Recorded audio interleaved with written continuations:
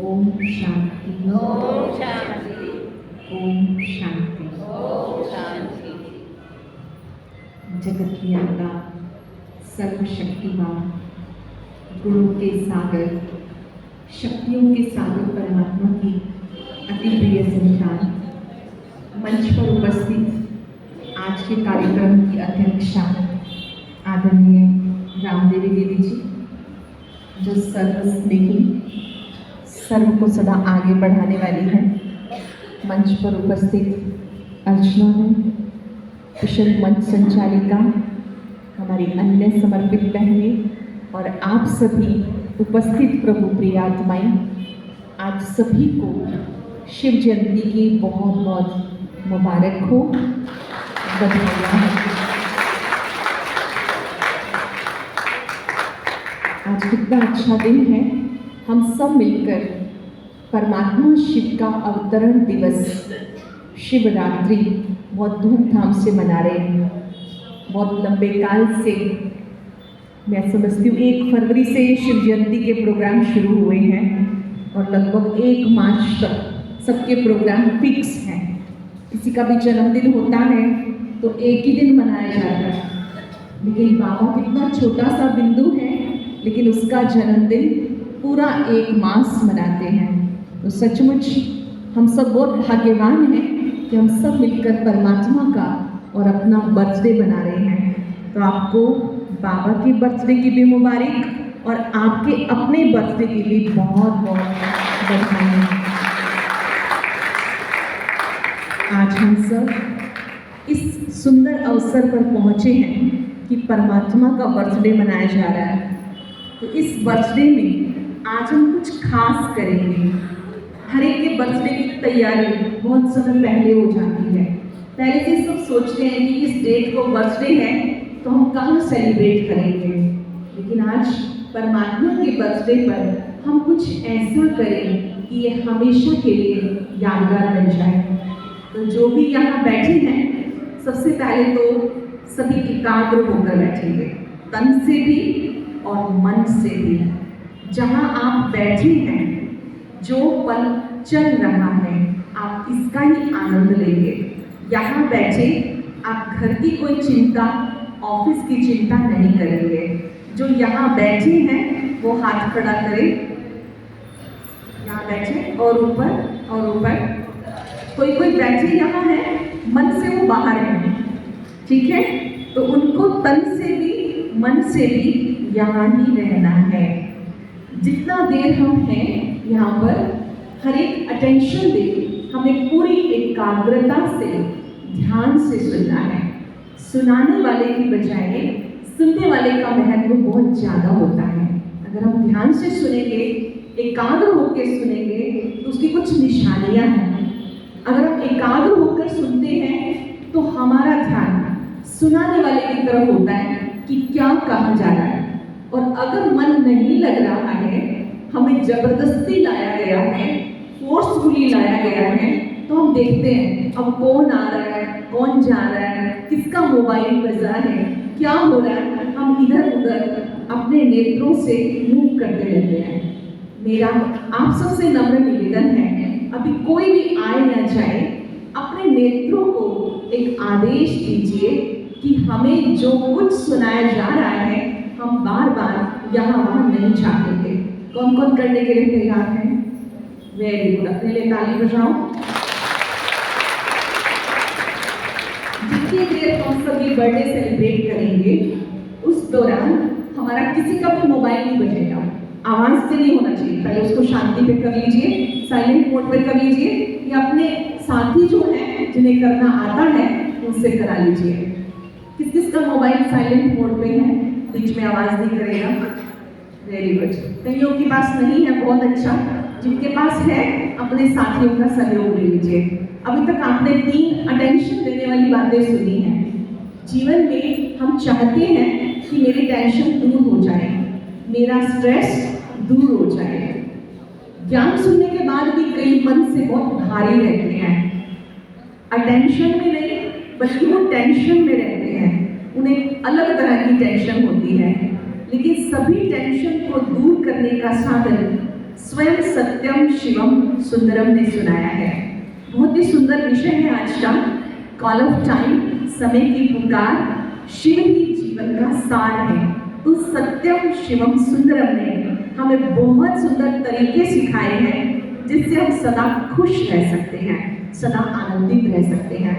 मैं समझती हूँ हम सभी ने परमात्मा के परिचय को ध्यान से सुना है। परमात्मा पिता हम सभी आत्माओं के कल्याणकारी हैं, जिनको हम प्यार से शिव बाबा कहते हैं।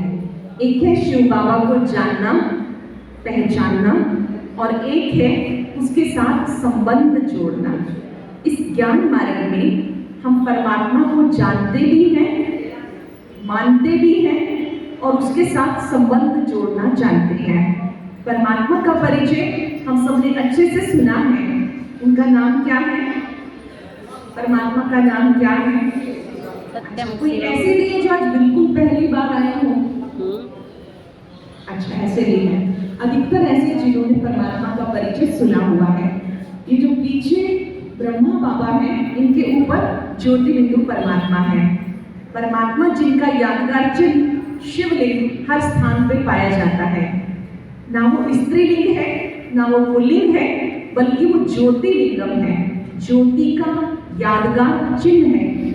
यहाँ जो बार बार बाबा शब्द कहते हैं वो निराकार परमात्मा के लिए कहते हैं, और उन्होंने जिनके माध्यम से ज्ञान दिया वो ब्रह्मा बाबा हैं, जिन्हें नंदीगण के नाम से जाना जाता है। निराकार परमात्मा ब्रह्मा के द्वारा हमें ज्ञान देते हैं।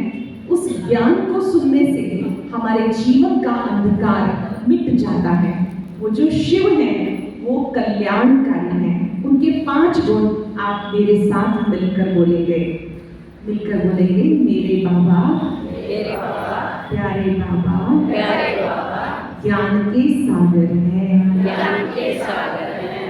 मेरे बाबा, मेरे बाबा, शांति के सागर हैं। शांति के सागर हैं। मेरे बाबा, मेरे बाबा, आनंद के सागर हैं। आनंद के सागर हैं। मेरे बाबा, मेरे बाबा, पवित्रता के सागर हैं। पवित्रता के सागर हैं। मेरे बाबा, मेरे बाबा, सर्वशक्तिमान है। सर्वशक्तिमान हैं। इस दोस्ती महिमा बहुत अपरंपार है, लेकिन वो गुणों का सागर बाबा, शक्तियों का सागर बाबा हम सबसे चाहते हैं कि हम उसके साथ संबंध जोड़ें और सदा हम भी शिवमय हो जाएं, कल्याणकारी हो जाएं। शिव का अर्थ होता है कल्याणकारी।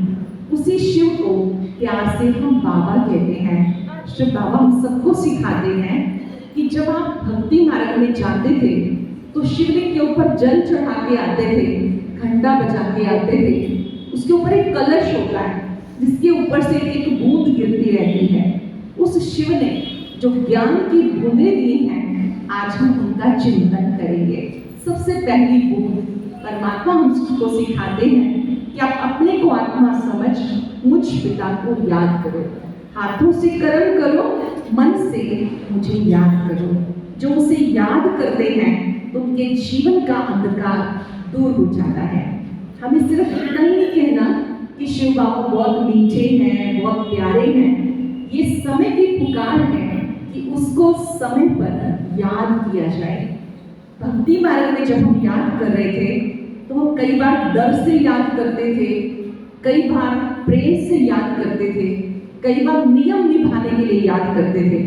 ज्ञान मार्ग में हमें डरने की जरूरत नहीं, बल्कि उनको साथ रखना है। छोटा सा पुरुषार्थ है जो हमें हमेशा करते रहना है, वो ये कि मेरे बाबा मेरे साथ हैं। बहुत ही सहज है, हर कोई कर सकता है। जब आप उनको साथ रखते हैं तो साथ रखने का मतलब क्या है? आप बार बार कहते हैं मेरे बाबा मेरे साथ हैं। बाबा मेरे साथ हैं, इसका मतलब आप कोई भी काम गलत नहीं कर सकते, क्योंकि आपके साथ कल्याणकारी है ना। तो आप किसी का भी बुरा ना तो सोच सकते हैं ना बोल सकते हैं। बाबा मेरे साथ है मतलब आप हिम्मतवान बन के रहेंगे, आप निराश नहीं हो सकते। बाबा मेरे साथ है मतलब आप उमंग उत्साह में रहेंगे, अपने मन के अंदर सबके लिए शुभ सोचेंगे। किस कर्म में मेरा क्या कर्तव्य बनता है वो आपके मन में अपने आप आप टच कराएंगे बाबा। आपने हर काम से पहले बहुत प्यार से बाबा को अपने पास बुलाना है। जैसे हम कहते हैं बाबा को बुलाना है, तो आपके सामने वो ज्योति बिंदु परमात्मा सामने आ जाए और उसकी शक्तियां प्रकाश की तरह, सूर्य की किरणों की तरह आप अपने में आता महसूस करें। जब तक आपके मन में उसके प्रति निश्चय नहीं, प्यार नहीं, तो वो साथ का अनुभव नहीं हो सकता। परमात्मा मदद उनकी करते हैं जो उसे प्यार से याद करते हैं, जिनको पक्का निश्चय है। जैसे जैसे हम उसको याद करते हैं तो आप किसी भी परिस्थिति में आप दिल से कहेंगे बाबा आपका बहुत बहुत शुक्रिया, हर पल शुक्रिया। आज भी वैसे ही शुक्रवार है, कोई काम हो गया तो भी शुक्रिया, अगर नहीं हुआ तो भी शुक्रिया। जो लोग शुक्रिया करते हैं तो ये बहुत बड़ी ताकत है शुक्रिया। जो जो हमारे पास है एक बार आप उसकी लिस्ट बनाओ, मुझे परमात्मा से क्या क्या मिला हुआ है। जो नहीं है हम उसके पीछे दौड़ रहे हैं, परेशान हो रहे हैं, लेकिन जो मिला हुआ है वो कितना अच्छा है। बहुत सारी ऐसी समस्याएं हैं जो दुनिया में हैं और आपके पास नहीं है, तो पल पल आपके दिल से निकलना चाहिए बाबा आपका शुक्रिया। एक है शुक्रिया करना पड़ता है और एक है दिल से निकलता है। एक बार एक व्यक्ति बहुत स्ट्रेस में था और भगवान से कंप्लेन कर रहा था, बार बार वो भगवान को कह रहा था हे भगवान मैं अपने जीवन में बहुत दुखी हूँ, बहुत निराश हूँ। किस लिए कि मेरे घर में जब देखो मेहमान ही मेहमान आते रहते हैं, मैं काम को संभालूं या मेहमानों को संभालूं। फिर से कंप्लेन करता है मैं बहुत दुखी और अशांत हूँ, मेरी पत्नी मेरी बात नहीं मानती है, मेरे बच्चे वो आज्ञाकारी नहीं है। जैसे जैसे वो बोल रहा होता है मन से परेशान होता है, भगवान को देखते देखते अंदर से वो स्ट्रेस से पूरा फुल हो जाता है। इतने में उनका बच्चा जो 8th स्टैंडर्ड में पढ़ता था वो आके कहता है पापा मुझे मेरा होमवर्क करवा दो, मुझे स्कूल में जो मैडम ने काम दिया है वो करा दो। अब पिताजी तो पहले से टेंशन में थे, उनका मन तो वैसे ही व्यथित था। जैसे ही बच्चे ने कहा बड़ी जोर से उसको थप्पड़ मारा, उसको कहा ये होमवर्क मैं नहीं करा सकता, मैं तो बहुत टेंशन में हूँ। लेकिन बच्चा जैसे तैसे अपने कमरे में चला गया। बहुत देर के बाद इस व्यक्ति को याद आया कि मैंने ऐसे ही थप्पड़ मार दिया, मैंने ये तो पूछा ही नहीं कि कौन सा होमवर्क कराना है, तुम्हें कौन सा काम मिला हुआ है। खैर वो जब उसके कमरे में जाते हैं तो देखते हैं कि उसकी नोटबुक रखी हुई है, वो बच्चा सो रहा है। उसकी नोटबुक खोलते हैं, उसकी कॉपी पेन को खोला जैसे उन्होंने, तो उस बच्चे ने लिखा हुआ था ऐसे कौन से काम हैं जो पहले हमें अच्छे नहीं लगते बाद में बहुत अच्छे लगते हैं।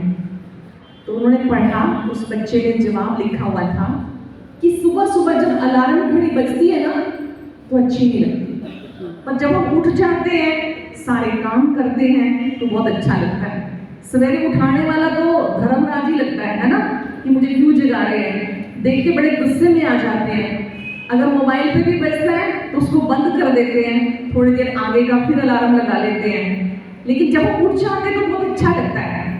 उस बच्चे ने दूसरी चीज़ लिखी हुई थी कि जब हमारे एग्जाम होते हैं ना, पेपर की डेट डिक्लेयर होती है तो वो भी अच्छे नहीं लगते, पर जब पेपर हो जाते हैं तो हम बड़े हल्के हो जाते हैं, बहुत अच्छा लगता है। तीसरा उसने लिखा कि पिताजी की डांट भी अच्छी नहीं लगती, लेकिन जब हम चुपचाप सुनते हैं तो उनकी डांट में भी प्यार होता है, वो हमें कुछ सिखा रहे होते हैं। और मेरे पापा तो बहुत अच्छे हैं, मेरी हर बात सुनते हैं, समझते हैं, मेरी मदद करते हैं, मुझे जो चाहिए वो देते हैं। तो पिताजी ने जैसे ये सब पढ़ा तो उनकी आंखें भर आई और भगवान की ओर देख कहते हैं हे प्रभु मैं आपकी कृपा को पहचान नहीं पाया, मैं आपकी जो श्रद्धा प्यार शुभ भावनाएं अपने मन में रखता हूँ मैंने उसको पहचाना नहीं और आपकी भी कृपा को पहचान नहीं पाया। आपकी मेरे ऊपर बहुत बड़ी कृपा है। अगर मेरे पास बाल बच्चे हैं इसका मतलब भगवान ने मुझे संतान दी है तो मैं बहुत भाग्यवान हूँ। कितने ऐसे लोग हैं जिनके पास संतान नहीं, वो भटकते रहते हैं। अगर मेरे पास घर है, आते हैं लोग, इसका मतलब मेरा सोशल स्टेटस बहुत अच्छा है। जिस घर में मेहमान आते हैं वो घर बहुत भाग्यवान होता है। जहाँ मेहमान का सत्कार होता है वो घर भी बहुत अच्छा होता है। भगवान की ओर देख के कहता है, प्रभु मैंने आपकी कृपा को पहचाना नहीं, उसके लिए मैं क्षमा चाहता हूँ। आपका बहुत बहुत शुक्रिया, आपने मुझे अच्छा परिवार दिया, अच्छे बच्चे दिए, अच्छी पत्नी दी। अगर हमारी किसी बात में अनबन हो भी जाती है, मैं तुरंत अपने आप को ठीक कर लेता हूँ। एक छोटा सा परिवर्तन ज्ञान की एक बूंद से उसके दिल से निकला, प्रभु आपका शुक्रिया, और उसका स्ट्रेस दूर होने लगा। चिंतन से चिंता मिट जाती है। चिंतन कैसा है? अच्छा चिंतन है या व्यर्थ चिंतन है? अगर हम चिंता को मिटाना चाहते हैं तो मन के अंदर अच्छी बातों का चिंतन करना होगा। ये ज्ञान की पहली बूंद है कि आप सदा अपने को आत्मा समझें और जो आपको प्रभु से मिला है उसका दिल से शुक्राना करें। मुझे आपने सब कुछ दिया, आपका शुक्रिया।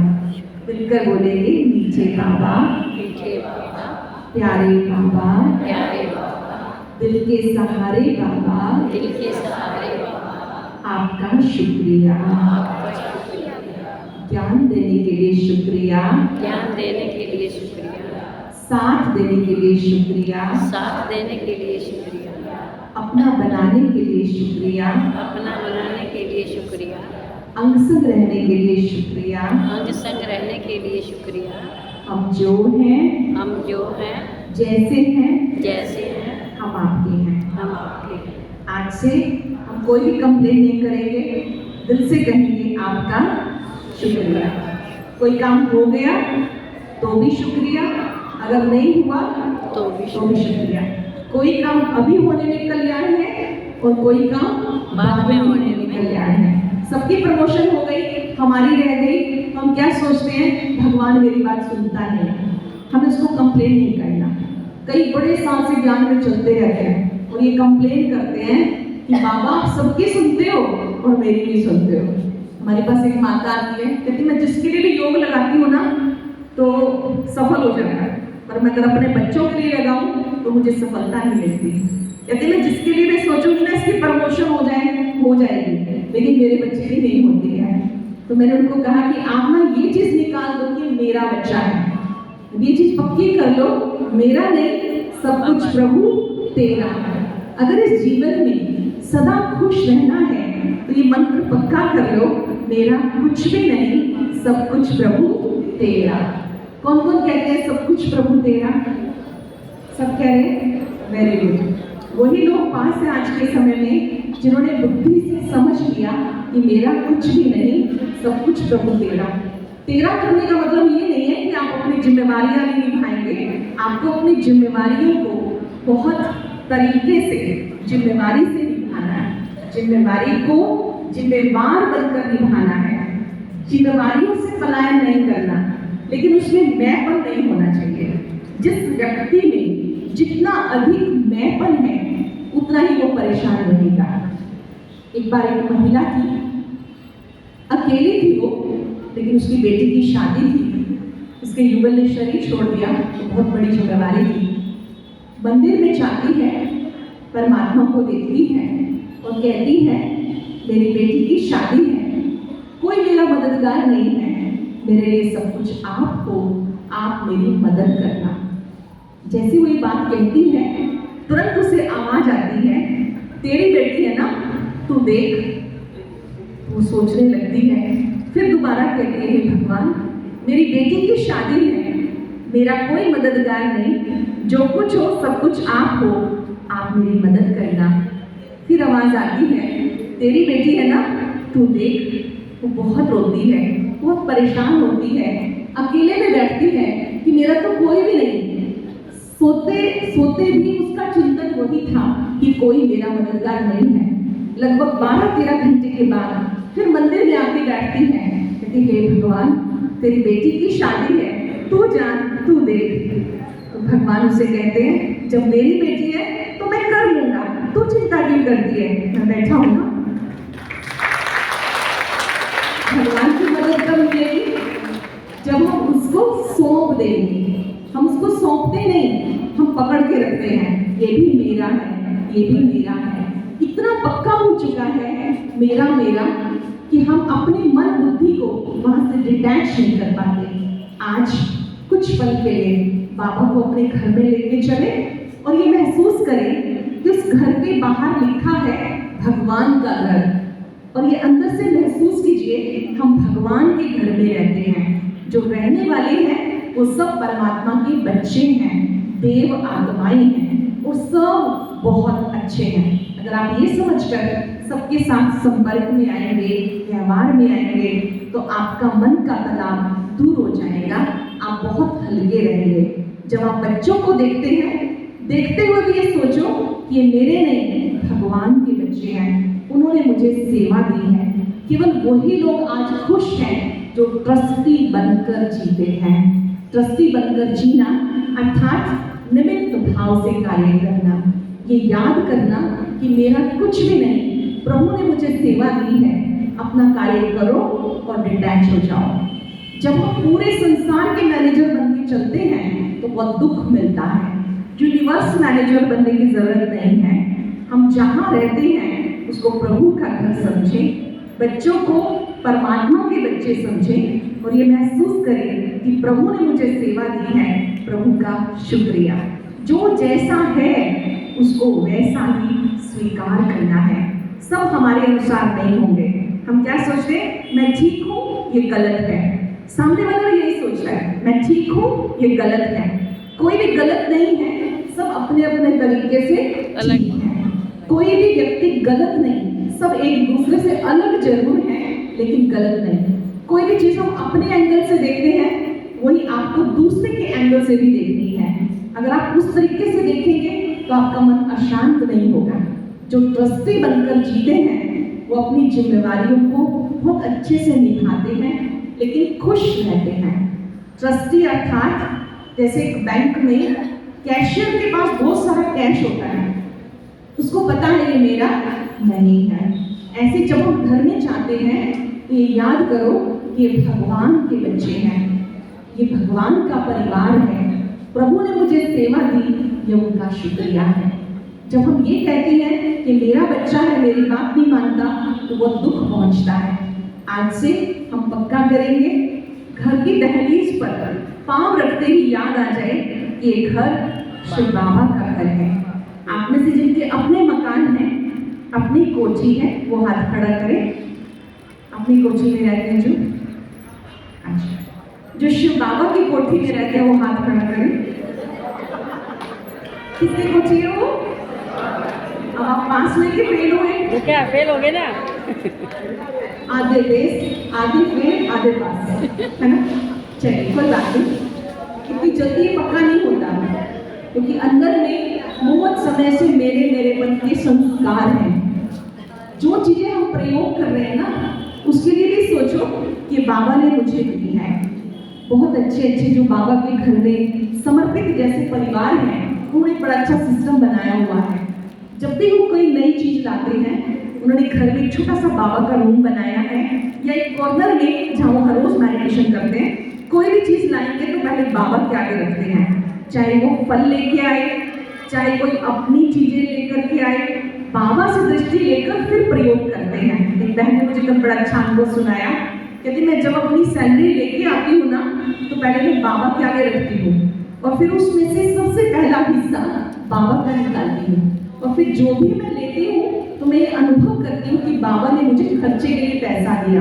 कहती कभी कमी नहीं आती, मैं हमेशा भरपूरता का अनुभव करती हूँ और मुझे लगता है कि ये चीज़ मुझे बाबा ने दी। कहती आज मैं शॉल लेके आई मार्केट से, बाबा के आगे रखी, 1 घंटे के बाद जैसे मैं उसको ओढ़ के चली, यात्रा में गई, तो मुझे लग रहा था कि बाबा ने मुझे बहुत अच्छी शॉल दी है।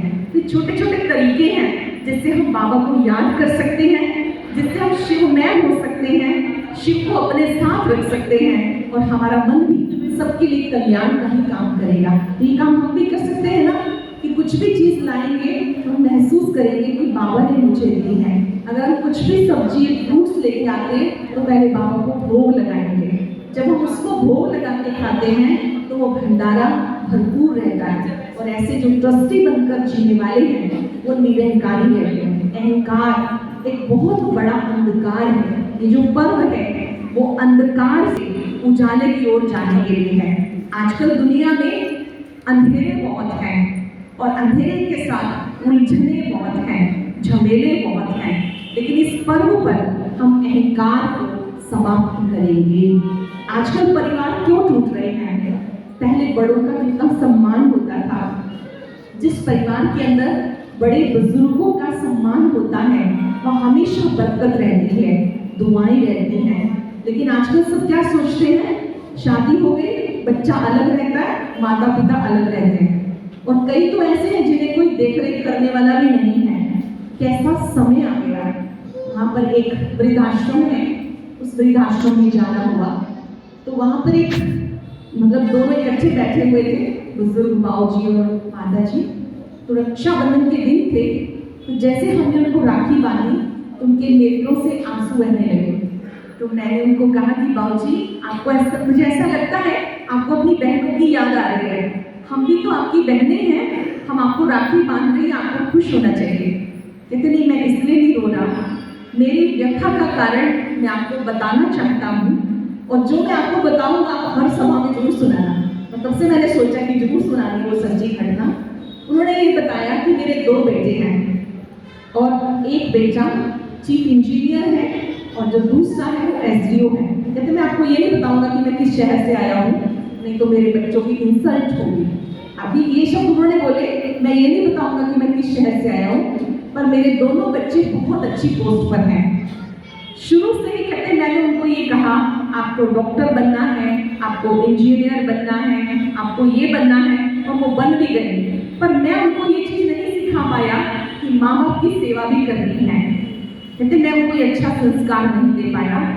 और मैं जब यहाँ आया हूँ आज भी मैं प्रेयर करता हूँ कि वो बच्चे सुखी रहें। दोनों ही बच्चों ने शादी होने के बाद हम दोनों को अलग कर दिया।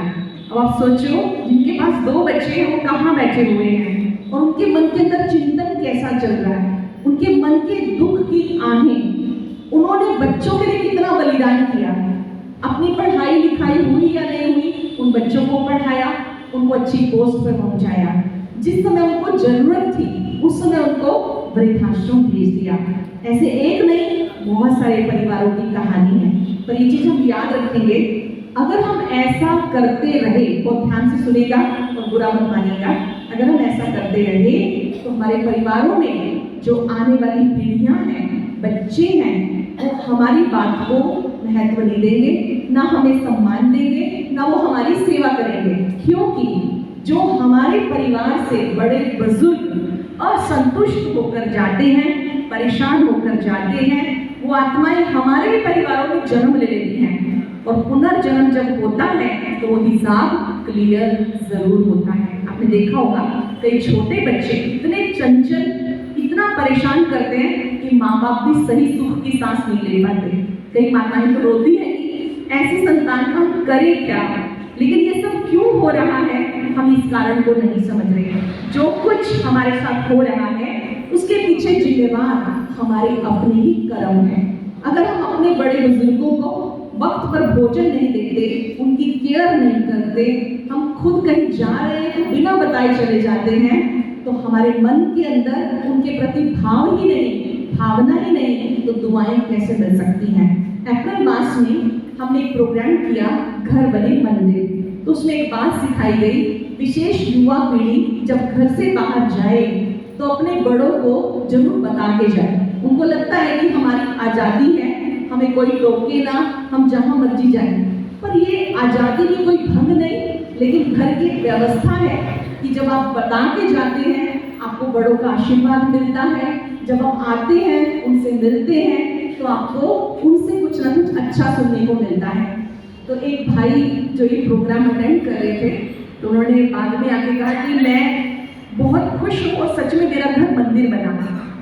मैंने कहा कौन सी बात से? कहते मैं ना पहले कभी भी अपने मम्मी पापा को बता के नहीं जाता था, कहता है मैं जब जाता हूँ तो उनसे पहले मिलता हूँ, चरण स्पर्श करता हूँ, जब वापिस आता हूँ तो भी मैं उनसे मिलता हूँ। कहते मेरी माता जी मुझे इतनी दुआएं देती है और कहती है कि आपका बहुत भला हो जो इतनी अच्छी बात सीखकर मेरे घर को स्वर्ग बना दिया। एक छोटी सी तो चीज है, अगर हम बता के जाते हैं, आते समय भी मिलते हैं तो क्या मिलता है हमें बड़ों से? आशीर्वाद। लेकिन हमारी युवा पीढ़ी क्या सोचती है कि ये तो बड़ा बंधन है। नहीं, जो बड़े होते हैं वो माता पिता मंदिर की मूर्तियों के समान होते हैं। मंदिर की मूर्तियां कोई झाड़ू पोछा करके नहीं जाती हैं, घर का काम नहीं करती हैं, और उनके आशीर्वाद से सारा कार्य सफल हो जाता है। तो जहाँ बड़ों का सम्मान होता है, सत्कार होता है, तो वहाँ हमें दुआएं प्राप्त होती हैं। अगर हम चाहते हैं कि मेरा मन प्रसन्न रहे, दूसरों के साथ वैसा व्यवहार करो जैसे व्यवहार की आप अपने से कामना करते हैं। आप क्या चाहते हैं कि मेरे साथ कोई प्यार से बोले? क्या चाहते हैं मैं जाऊं तो मेरा सम्मान हो? जो आप चाहते हैं वो पहले करना शुरू करें। अगर आप देना शुरू करेंगे तो आपको मिलेगा।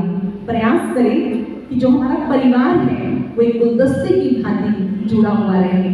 सभी 16 कला संपूर्ण नहीं होंगे। जो जैसा है उसको प्यार से स्वीकार करो, एक दूसरे का सम्मान करो। Be an expert driver. जो एक्सपर्ट ड्राइवर होता है वो कभी फास्ट चलाता है गाड़ी को, कभी स्लो चलाता है, कभी रुक भी जाता है, लेकिन टक्कर नहीं लगने देता। तो घर परिवार में भी हर रोज टकराने की जरूरत नहीं है। जो जैसा है उसको स्वीकार करो और दिल से कहो कि आप बहुत बहुत अच्छे हो। इसकी जो बात अच्छी है उसको जीते जी रियलाइज करो। मैंने देखा जीते जी हम किसी को नहीं कहते कि आपकी ये बात बहुत अच्छी है, ये बात बहुत अच्छी है। जब वो व्यक्ति दुनिया से चला जाता है बहुत बड़ी फोटो रखते हैं स्टेज पर, पुष्प मालाएं चढ़ाते हैं, बहुत लंबे लंबे प्रवचन करते हैं। उस समय तो व्यक्ति सुन ही नहीं सकता। क्या हमने जीते जी किसी को कहा कि आपकी ये बात बहुत अच्छी है? आज आप जरूर कहेंगे अपने परिवार के साथ बैठकर उनके साथ भोजन करते हुए जिसकी जो बात अच्छी है। जैसे कोई भोजन बनाने में अच्छा है तो भोजन स्वीकार करके जरूर कहें कि आपने भोजन बहुत अच्छा बनाया। किसी ने घर में बहुत अच्छी सफाई की, जरूर कहिए आपने ये काम बहुत अच्छा किया। जीते जी आप उनको महसूस कराएं कि वो आपके लिए बहुत इम्पोर्टेंट है। जब वो दुनिया से चले जाएं तो उस समय हम इम्पोर्टेंस को रियलाइज करें ये बात अच्छी नहीं है। अपने परिवार के सदस्यों की विशेषताओं की लिस्ट बनाइए, किसकी कौन सी बात बहुत अच्छी है। इससे आपके मन में उनके लिए प्यार रहेगा, सत्कार रहेगा। हाँ, कमियां भी बतानी तो पड़ती ही हैं, है ना, लेकिन कमियों को बताने का तरीका बहुत अच्छा होना चाहिए। ध्यान से सुनिएगा, सही बात को सही शब्दों में कहना है। किसी की कोई बात अच्छी नहीं है तो पब्लिकली कहने की जरूरत नहीं है। किसी की अच्छी बात है अनाउंस पब्लिकली।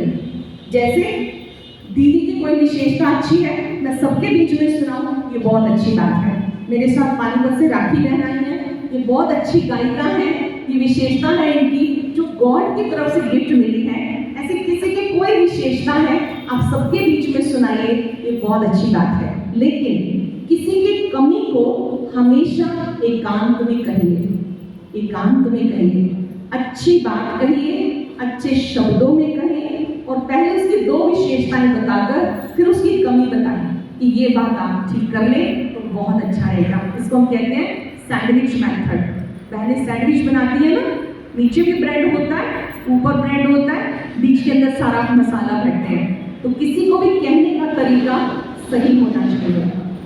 अक्सर मैंने देखा है बात अच्छी होती है, कहने का तरीका अच्छा नहीं होता। शिव को प्रसन्न करना है ना तो पहले जिस घर में रहते हैं वो सब प्रसन्न होने चाहिए।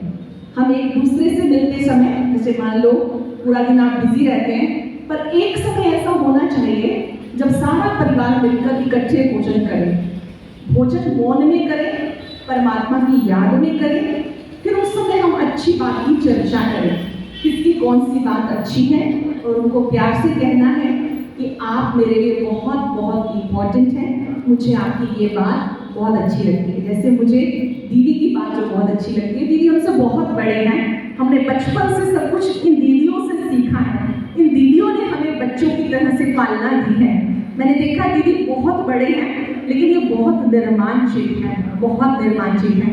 मैंने अब से नहीं, बाल्यकाल से इनको देखा है। तो दीदी की बहुत बड़ी विशेषता है कि बड़े होते भी विनम्र बनकर रहते हैं। ये महान आत्माओं की विशेषता होती है विनम्रता। ताली तो बजा सकते हैं ना। जैसे मुझे अपने इस परिवार का पता है कि किसकी क्या विशेषता है, तो जहां आप रहते हैं आपको उस परिवार का पता है। तो आज आपने खुले दिल से, मुक्त कंठ से, उनके दिल से सराहना करनी है, उनको रियलाइज कराना है। ऊपर ऊपर से नहीं, आप ऊपर ऊपर से बोलेंगे तो उनको पता चल जाएगा। तो क्या कहेंगे जी, आप तो चापलूसी कर रहे हो, है ना, बोल सकते हैं ना। मैंने देखा आजकल हम लोग खुले दिल से अच्छी बात भी नहीं बोलते हैं। कमियों को तो जहाँ ना फोन पे भी सुनाते रहते हैं, लेकिन अच्छी बात का रियलाइजेशन नहीं कराते हैं। लेकिन शिव को प्रसन्न करने के लिए जहाँ हम रहते हैं, हम उस परिवार को पहले स्वर्ग बनाएं। जहाँ 24 घंटे रहना है, वहाँ अगर शांति का वातावरण नहीं, खुशी का माहौल नहीं, तो वो मन नहीं लगता ना। तो जहाँ हम रहते हैं, हम पहले उसको स्वर्ग बनाएंगे। शिव को प्रसन्न करने के लिए ये महसूस करेंगे ये सारा परिवार शिव परिवार है। जिस परिवार में हम रहते हो, किसका परिवार है? शिव परिवार है। मंदिर में जाते हो ना शिव परिवार की सेवा करने के लिए, तो प्रभु ने जो मुझे सेवा दी उसके लिए प्रभु आपका शुक्रिया। मैं आपको एक बात और बताना चाहूंगी कि परमात्मा शिव को उनके जन्मदिन पर हम अच्छी स्थिति की गिफ्ट दें, जो भगवान को बहुत पसंद है। और वो गिफ्ट कौन सी है? 5 बातें हो सकती हैं जो भगवान को बहुत पसंद है। आप 5 में से 3 दो, 2, 1, जितनी आपकी श्रद्धा हो। सुनना चाहेंगे, गिफ्ट देना चाहेंगे?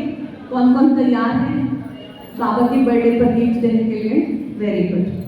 सबसे पहली चीज कि हम बीती बातों को बिंदु लगाकर वर्तमान में जिएंगे। कुछ लोग बीती बातों को याद करते हैं, वर्तमान को खराब करते रहते हैं। Past is past, past is like a history, future mystery, present is a gift. जो वर्तमान है ये बहुत अच्छा गिफ्ट है। जो कुछ पास्ट में हो गया, आज उसे बार बार याद करके वर्तमान को खराब नहीं करना। बीती बातों से केवल आप शिक्षा ले सकते हो। कोई हमसे गलती हो गई, किसी से गलती हो गई, तो हम केवल शिक्षा ले सकते हैं। पास्ट में किसी से अच्छा नहीं हुआ तो उसको क्षमा कर देंगे। अपनी गलतियों के लिए क्षमा ले लेना और दूसरों को क्षमा दे देना। क्षमादान महादान होता है। अक्सर हम अपनी गलतियों की तो माफी चाहते हैं, लेकिन हम दूसरों को माफ करना नहीं चाहते हैं। जिसमें अभिमान होता है वो माफी मांगना नहीं चाहता। अपनी गलती के लिए हमें क्षमा ले लेनी है। कैसे लेनी होती है क्षमा? दोनों हाथ जोड़ो, महसूस करो हम परमात्मा के सामने हैं। दिल से कहें, मेरे से जो भी भूले हुई उसके लिए मैं आत्मा क्षमा चाहती हूँ। दिल से क्षमा। अपनी गलतियों को महसूस करते हुए दिल से कह दे, मैं आत्मा परम पिता से और संसार की आत्माओं से क्षमा चाहती हूँ। मेरी वजह से किसी को भी कोई कष्ट पहुंचा हो, मन वचन कर्म से क्षमा।